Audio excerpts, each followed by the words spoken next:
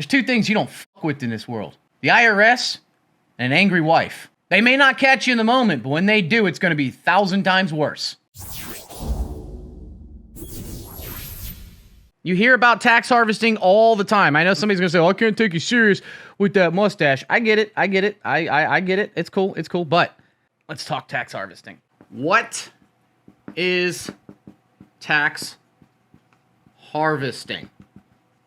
Okay.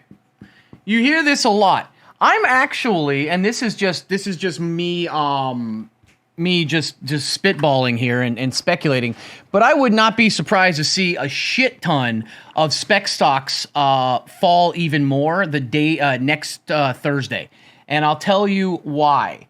This is how tax harvesting works. At the end of the year, now nobody in this chat has to worry about this, but if you have profitable capital gains, right? Like if you're profitable on the year and you're going to have to pay off capital gains because you bought and sold different positions, you want to minimize your tax obligation. Okay. How do you do that? Well, there's a couple ways. If you finish the year positive and you owe capital gains, whether they're long-term, short-term, doesn't matter. You can offset that, right? So let's say you were holding Palantir all year and you're down 30%. And it makes up a certain part of your portfolio. You can offset the amount of taxes you have to pay by dumping a position for a loss, right? So let's say you made $10,000 in other positions and you're down $5,000 on Palantir. The day before the new year, you can dump this position and lower the amount of taxes, capital gains taxes you have to make by this amount. So what happened is that this means you would finish the year overall at only plus 5,000 and you would only be on the hook to pay 5,000 in capital gains. So that's what happens, right? You see a bunch of stuff where people are like, you know what? This play didn't play out. I'm kind of tired of looking at it. I don't know. Do I want to hold it because it's going to go back up? Maybe it goes back up, but you know what? I don't know, and I'm tired of looking at it. I'm going to utilize this as a tax harvesting method. So I'm going to sell this for a loss, which is now going to bring my overall capital gains down, right? Because you only get capital gains taxes or against it when you sell the position. Being down, if you hold it through the new year, being down 5,000 does not offset any of your capital gains that you've made profitable from actual selling, right? Capital gains does not count if you didn't sell. So if you've been holding a position all year that you're up 50% on and you've got another position you're down 20% on, your overall rate is 20% up on the year, that doesn't matter because you only pay taxes when you sell, right, for a profit. So if you've sold positions that have given you $10,000 in gains, but you're bag holding this, you can sell this at the last minute, and then because you sold it, it counts against the total amount of profit, right? So now you've sold it, you've taken a $5,000 realized loss against your $10,000 realized gain, and now you have 5,000 realized gains. So you end up paying less, right? So you might say to yourself, but Stocky, that's genius. And then I can just buy Palantir back on the first of the year. That's called a wash sale, ladies and gentlemen. As dumb and incompetent as our government is, the one thing that they know what to do is to make sure the little man doesn't get ahead. So what is a wash sale? I did an entire YouTube video on it, so I'm not going to go through it. But a wash sale basically is where you cannot sell something for a loss and then buy it back within 30 days. If you do, there is an offset balance that is carried on that as far as against your being against your position, right? So that you can't do this. It's 30 days usually. All right, and if you buy it within the 30 days, then it sticks to it that amount of time plus 90. So regardless, if you want to watch a video about wash sales, I have a YouTube video on it, okay? That is what tax harvesting is. For most of you guys, this won't be important. Most of you guys are going to have what is called a deferred write-off for the rest of your life. What is a deferred write-off? All right, so fun fact about our government and our Securities and Exchange Commission is that if you make $300,000 in realized gains, you will pay taxes on $300,000 in realized gains. But if you lose $300,000, you can only write off $3,000 of the losses because there is a cap of $3,000 per year in write-offs. So if you ended the year down $7,000, you can only write $3,000 off of it. There is a catch though. And the catch is that this is locked in at the end of the year. And you can now write off $3,000 per year for the next 100 years. So let's say next year, you're positive $3K at the end of the year, well, it's basically you pay taxes on zero because you're carrying over $3,000 every single year because that's locked in. Now, you might say to yourself, well, Stocky, I'll just try to get around that. I'll just bust out a wash sale. IRS can't come after me. The SEC won't find me. They're too busy. There's two things you don't fuck with in this world. The IRS and an angry wife. They may not catch you in the moment, but when they do, it's going to be 1,000 times worse. It's best to just be honest and upfront.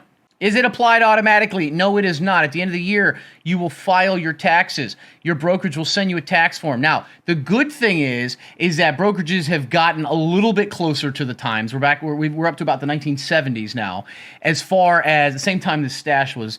As far as making it easier to understand your capital gains and whatnot when they send it out. You can only write off $3,000, but you can carry over. All right. Now that's why it's so important to understand that, because it's not like a business, which is kind of bullshit, where like if you make profit, you can write, you have to pay taxes on it. But if you take losses due to whatever, whether it's business expenses, you can write them off all the way up to, whatever. They don't allow that. And they don't allow that because it's supposed to be for the big boys, but everybody gets caught up in it. You guys are not considered big boys. You guys lose $80,000 in a year. It may be big for you because you have a gambling problem, but it's not real big money. So tax harvesting is offsetting your realized gains with realized losses by cutting a losing position.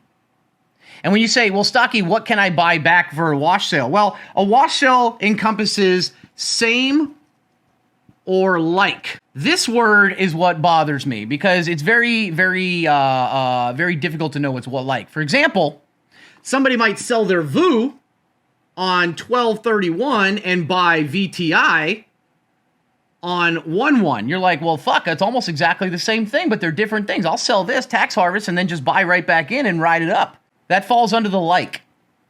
And this works with options too. So you have to be very careful because you don't want to get caught up in a wash sale. Now, wash sales aren't always bad. Sometimes the short-term loss is worth the long-term gain. And I'll tell you how this can impact people. And I saw it happen in 2018, 2019 from when I had like 10 of you guys watching. I'll give you an example of how you can get caught up without even realizing it. In 2018, the end of 2018 was the last time that I almost blew up an account.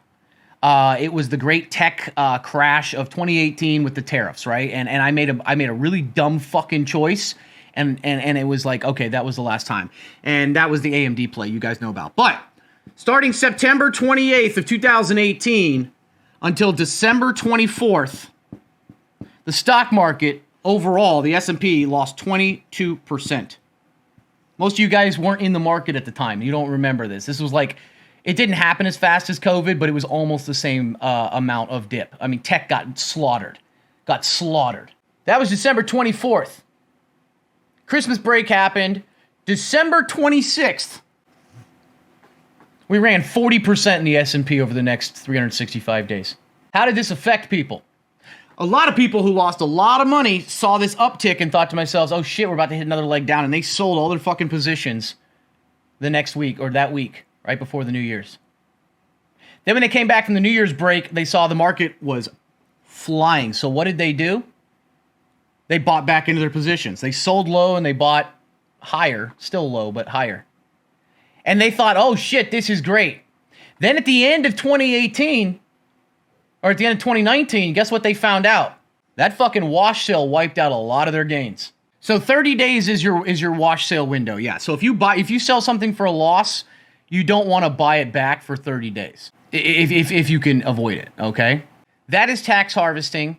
And how you can do it too. Like if you're right teetering and you're just done with a position, you can let it go. What is StockGuy's conspiracy? I am not going to put on the tinfoil hat, but my conspiracy this year, and I'll come back and visit this in a couple weeks, but my conspiracy is we ended up seeing a bubble burst this year, but nobody except you guys noticed it. And once again, that is spec and growth stocks. Okay? We saw, and I'm talking Palantir, I'm talking Fubo, I'm talking Teladoc, I could go on and on and on and on and on and on. Rocket Lab, Space, you name it, all the spec and growth stocks, right?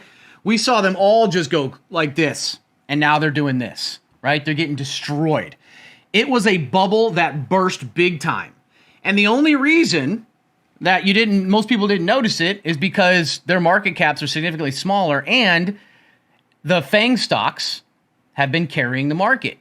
If it wasn't for Apple, Facebook, Google, and Amazon, all those, we'd probably be down 20, 25%, because the rest of that entire sector has been destroyed.